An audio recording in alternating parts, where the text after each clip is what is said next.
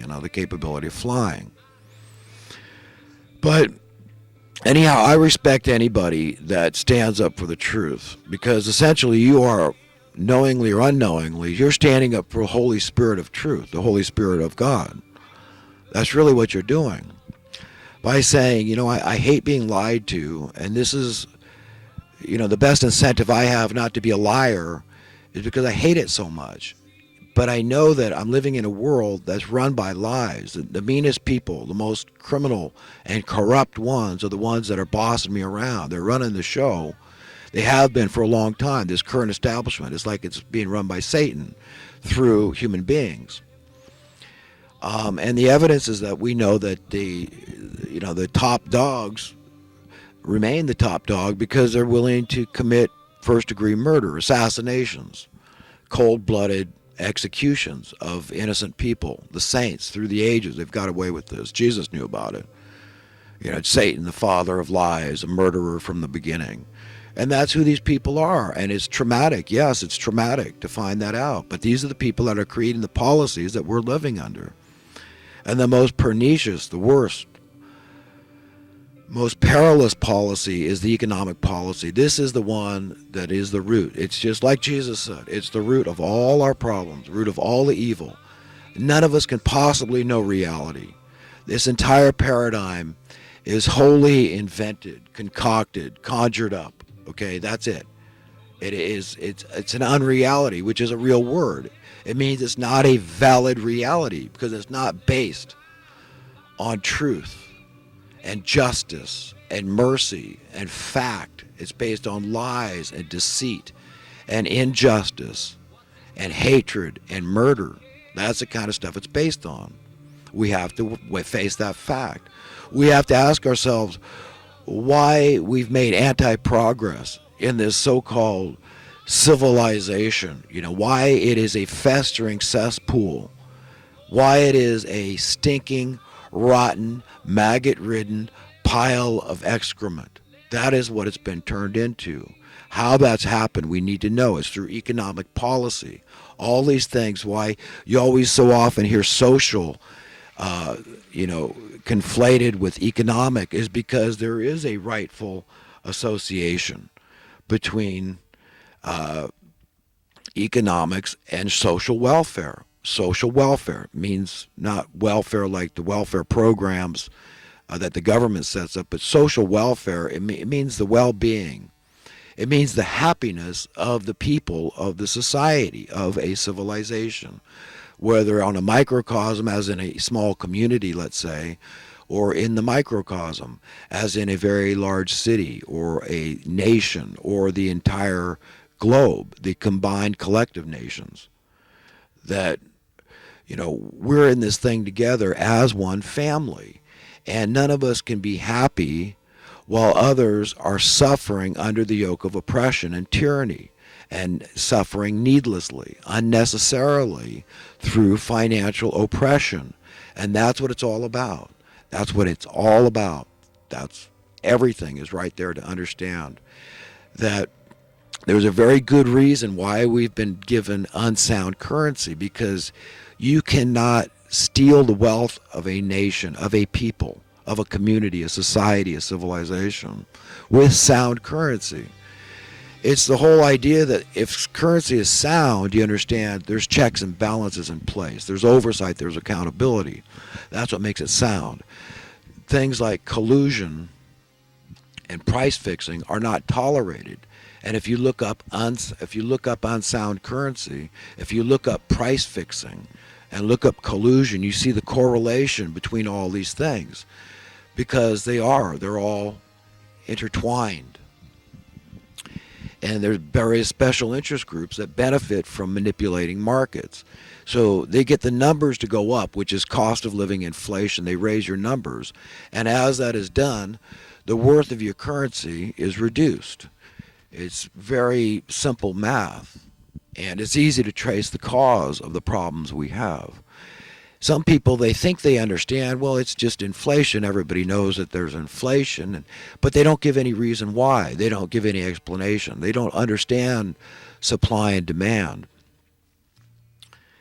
But I know I got digressed, a little bit. I'd like to backtrack a little bit and just explain what I meant about people not believing in God. How that's somehow, these are somehow the people that are in today, these are the smarter ones. In their own minds, they think, well, we're the intellectuals now. If you believe in God, you're a little bit off, okay? Basically, that is what has been promulgated in the colleges and universities, in the educational system.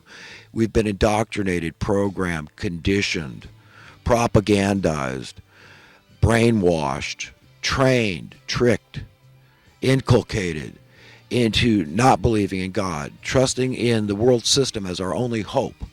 That's why I'm always saying that socialism doesn't happen in a vacuum. It doesn't. We've got to ask what turns people into rabid communists.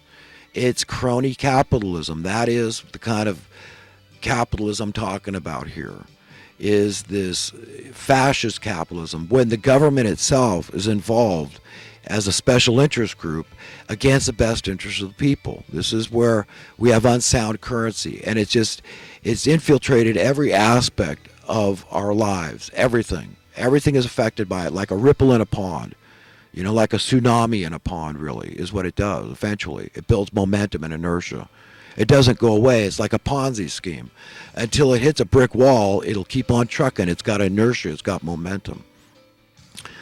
But understand, this is what makes it so bad, the fascist thing with the government involvement. I mean, here the government is not only supposed to be representing the people, the government is supposed to be the people, okay?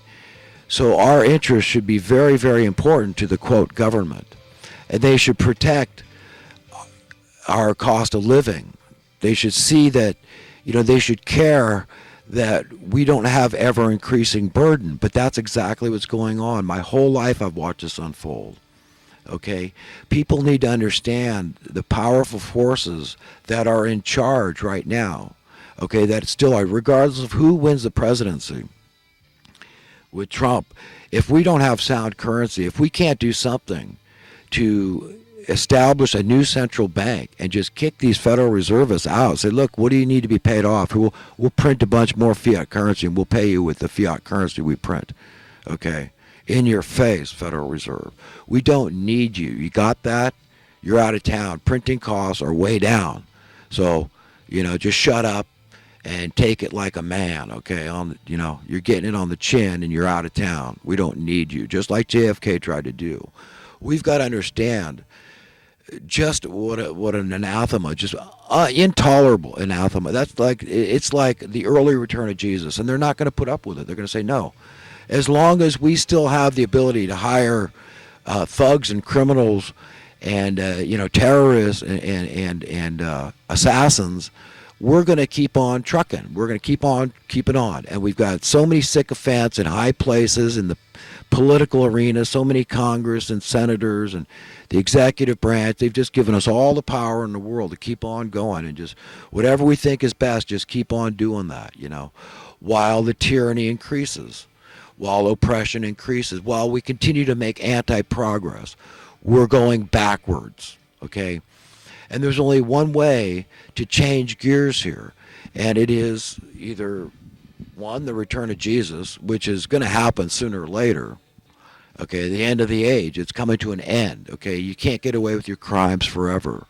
And the science behind that statement is this, that knowledge keeps growing on itself, okay? True and valuable education, wisdom, is expanding. People don't want to be ignorant and stupid. When people get one taste of enlightenment, they want it all.